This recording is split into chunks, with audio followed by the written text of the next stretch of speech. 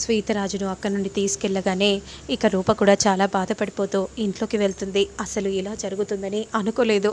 దేవుడా, నాకు ఇలాంటి పరిస్థితి ఎందుకు కలిగించావయ్యా, నాకే ఇలా ఎందుకు జరుగుతుంది అని విధంగా అనుకుంటూ రూప చాలా బాధపడిపోతూ ఉంటుంది. అంతలో సుమ రాగానే, పిన్ని, నా బాధను ఎవరికి చెప్పుకోవాలో కూడా అర్థం కావట్లేదు పిన్ని అని అంటూ వెంటనే సుమను పట్టుకొని బాధపడిపోతూ ఏడుస్తూ ఉంటుంది. అమ్మ రూప, బాధపడకమ్మా, నీ బాధని నేను కూడా చూడలేకపోతున్నాను. ఏం చేయాలో కూడా అర్థం కావట్లేదు పిన్ని. నాకు రాజుకు విడాకులు ఇస్తే నా పరిస్థితి ఏం కావాలి పిన్ని? అమ్మ, మీకేం కాదమ్మా, మంచి మనసు ఉన్న వాళ్ళకి అంతా మంచి జరుగుతుంది. అది కాదు పిన్ని, విడాకులు ఇస్తే ఇక ఇద్దరి మధ్య బంధం అనేది ఉండదు కదా పిన్ని. మరి ఎలా పిన్ని? ఏం కాదమ్మా, ఆ భగవంతుడు అనేవాడు ఉంటే ఖచ్చితంగా విడాకులు రాకుండా ఆ దేవుడే చూస్తాడు, నమ్మకం ఉంచమ్మా అని సుమ చెప్తూ ఉంటుంది. ఇక మరోవైపు అప్పలనాయుడు మాత్రం కంగారు పడిపోతూ ఉంటాడు. ఇదేంటి ఇలా జరిగింది, ఇప్పుడు వెంటనే రాజుతో మాట్లాడాలి అని అంటూ వెంటనే రాజు రూమ్లోకి వెళ్తూ ఉండగా, ఏమయ్యా, వాడి రూమ్లోకి ఎందుకయ్యా, అసలే వాడు తీరని బాధలో ఉన్నాడు, ఇప్పుడిప్పుడే కాస్త బయటికి వస్తున్నాడు, ఇప్పుడు మళ్ళీ వాడిని వెళ్ళి మరింత బాధపడతారా? అదేం లేదు ముత్యాలు, ఊరికే ఏదో అలా మాట సాయం చేద్దామని వెళ్తున్నాను. సరేలే అయ్యా, ఇదిగో ఎట్టాగో మీ కొడుకు దగ్గరికి పోతున్నారు కదా, ఈ పాలు ఇవ్వండి అని విధంగా అనగానే వెంటనే ఇక అప్పలనాయుడు పాలని తీసుకొని రూమ్లోకి వస్తాడు.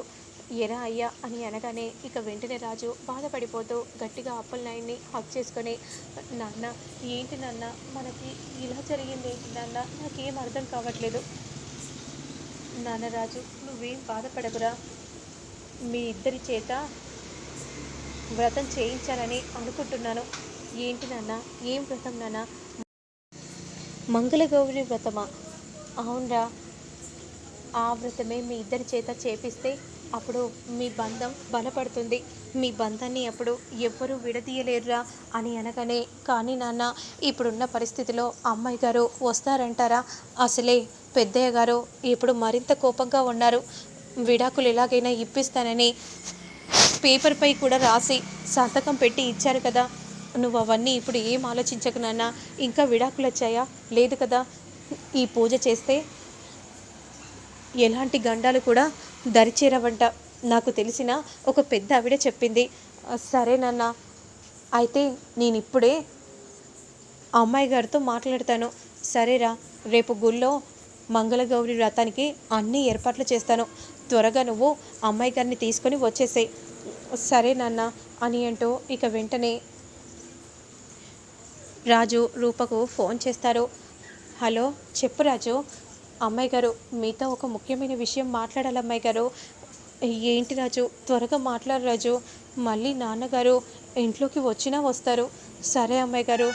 అదేం లేదు అమ్మాయి గారు, రేపు మంగళగౌరి వ్రతం మన ఇద్దరి చేత చేయించదలుచుకున్నారు నాన్నగారు. అవునా రాజు, కానీ ఇప్పుడున్న పరిస్థితిలో నేను రాలేను రాజు. అమ్మాయి గారు, మీరు ఎలాగైనా సరే మీరు రావాలి అమ్మాయి గారు. మీరేం చేస్తారో నాకు తెలీదు. రేపు మాత్రం మంగళగౌరి వ్రతం మన ఇద్దరి చేత చేయించాలని నిర్ణయం తీసుకున్నారు. సరే రాజు, నేనేదో ఒకటి చేసి గుడికి వస్తాను అని ఈ విధంగా అంటూ కాల్ని రూప కట్ చేస్తుంది. ఇక కట్ చేస్తే నెక్స్ట్ సీన్లో మాత్రం రాజు రూప కోసం ఎదురు చూస్తూ ఉంటాడు. ఇక రూప మాత్రం వెంటనే చీర కట్టుకొని ఇక అలా నడుచుకుంటూ వెళ్తూ ఉంటే అంతలో రేణుక చూస్తుంది.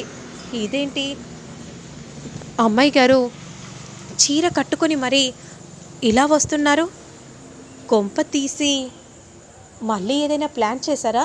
వీళ్ళని ఫాలో అయితే అసలు వీళ్ళు ఎక్కడికి వెళ్తున్నారో తెలుస్తుంది కదా. అయినా ఈరోజు హాలిడే కదా, మరి ఆఫీస్ లేనప్పుడు ఎక్కడికి వెళ్తున్నారు? అది కూడా రాజు కార్లో వెళ్తుందంటే ఖచ్చితంగా ఎక్కడికో వెళ్తున్నట్టున్నారు అని విధంగా అంటూ వెంటనే ఇక రేణుక మాత్రం ఆ కార్ని ఫాలో అవుతూ వెళ్తూ ఉంటుంది. ఇక మరోవైపు రూప రాజు ఇద్దరు కూడా గుడికి చేరుకుంటారు. అంతలో అప్పలనాయుడు రాగానే, రండమ్మ, వచ్చారా, త్వరగా రండి అని ఈ విధంగా అంటూ వెంటనే కూర్చోగానే అయ్యగారు వచ్చి, వెంటనే మంత్రాలు చదువుతూ ఉంటారు. ఇదిగో అమ్మా, ఈ కుంకుమ ఈ అమ్మవారిపై వేస్తూ ఉండాలి. ముందు నాయన ఇరువురు ఈ కంకణాన్ని కట్టుకోండి అని చెప్పగానే వెంటనే అలా ఒకరికొకరు కంకణాన్ని కట్టుకుంటూ ఉంటే రేణుక చూసి ఒక్కసారిగా షాక్ అయిపోతుంది. ఇక అంతలో అక్కడే ఉన్న పూజారిని అడుగుతూ ఉంటుంది. పూజారి గారు, అక్కడ ఆ పూజ జరుగుతుంది. ఏం పూజ? మంగళగౌరి పూజ అమ్మా. అసలు మంగళగౌరి పూజ ఎందుకు చేస్తారు పూజారి గారు? ఎలాంటి గండాలు దరిచేయకుండా ఉండాలని, వాళ్ళ సౌభాగ్యం చల్లగా ఉండాలని ఈ పూజ చేస్తారమ్మా అని విధంగా చెప్పగానే ఒక్కసారిగా రేణుక షాక్ అయిపోతుంది. ఈ విషయం ఎలాగైనా సరే శ్వేతతో చెప్పాలి అని అంటూ వెంటనే శ్వేతకు రేణుక ఫోన్ చేస్తుంది. ఏంటి రేణుక ఇలా ఫోన్ చేశావు? నీతో ఒక ముఖ్యమైన విషయం చెప్పాలి. ఏంటది? విడాకులు మంజూరు చేస్తారని పెద్దయ్య గారేమో మాట ఇచ్చారు. అవును, అదంతా జరిగింది కదా నిన్ననే. కానీ ఇక్కడ వీళ్ళ బంధం గట్టిగా ఉండాలని, సౌభాగ్యం చల్లగా ఉండాలని, ఎలాంటి గండాలు దరిచేరకుండా ఉండాలని గుళ్ళో రాజు రూప ఇద్దరు కలిసి పూజ చేస్తున్నారు. ఏంటి రేణుక, నువ్వంటుంది నిజమేనా? నేను చెప్తుంది నిజమే అని విధంగా అనగానే ఒక్కసారిగా శ్వేత షాక్ అయిపోతుంది. ఇక వెంటనే రాజు రూప నన్ను ఇంతలా మోసం చేస్తారా? నేను వదిలిపెట్టను అని విధంగా అంటూ వెంటనే సూర్యప్రతాప్కి శ్వేత ఫోన్ చేస్తుంది. ఏంటమ్మా ఇలా ఫోన్ చేశావు? అంకుల్, మీరు త్వరగా నాతో రావాలి అంకుల్. ఎక్కడికమ్మా? నేను చెప్తాను అంకుల్, మీరు ముందు నాతో పాటు రండి, కార్ బయటే ఉంది అని విధంగా అనగానే వెంటనే సూర్యప్రతాప్ కారెక్కేసి అక్కడి నుండి వెళ్తూ ఉంటే అంతలో విజయాంబిక చూసి షాక్ అయిపోతుంది. తమ్ముడేంటి ఏ విషయం చెప్పకుండా అలా వెళ్తున్నాడు అని మనసులో విజయాంబిక అనుకుంటూ అలానే చూస్తూ ఉంటుంది. ఇక ఏంటమ్మా శ్వేత? అంకుల్, నేను చెప్పడం కాదు, మీరు కళ్ళతో మీరే చూడాలి అంకుల్. ఏంటమ్మా, ఏమైంది? ఏం జరిగింది? లేదంకుల్, మీకు చూపిస్తాను, ఇప్పుడు మీరు నన్ను ఏమీ అడగకండి అని శ్వేత సూర్యప్రతాప్తో చెప్తుంది.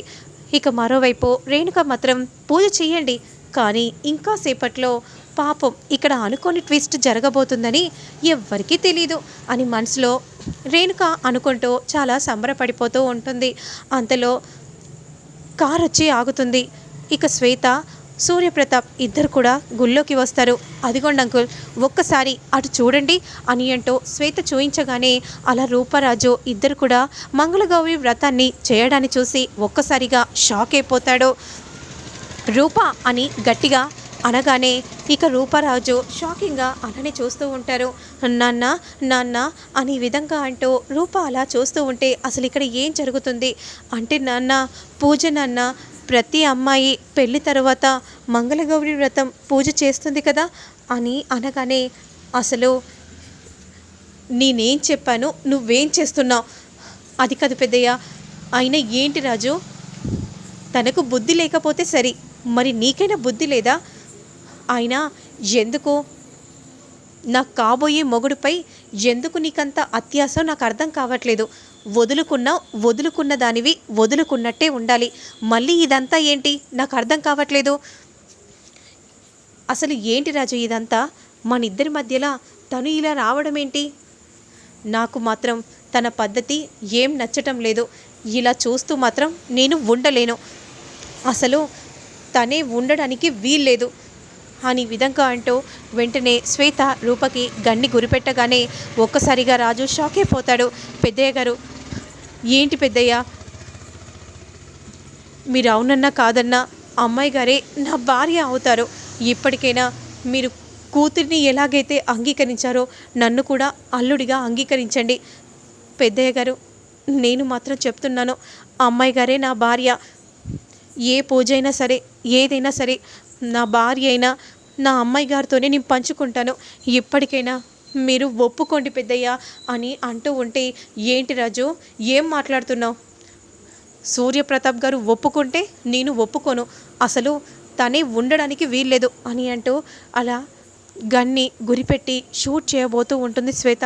మరి ఏం జరుగుతుందనేది నేను మళ్ళీ నెక్స్ట్ వీడియోలో అప్లోడ్ చేస్తాను. లేట్ చేయకుండా చూసేయండి.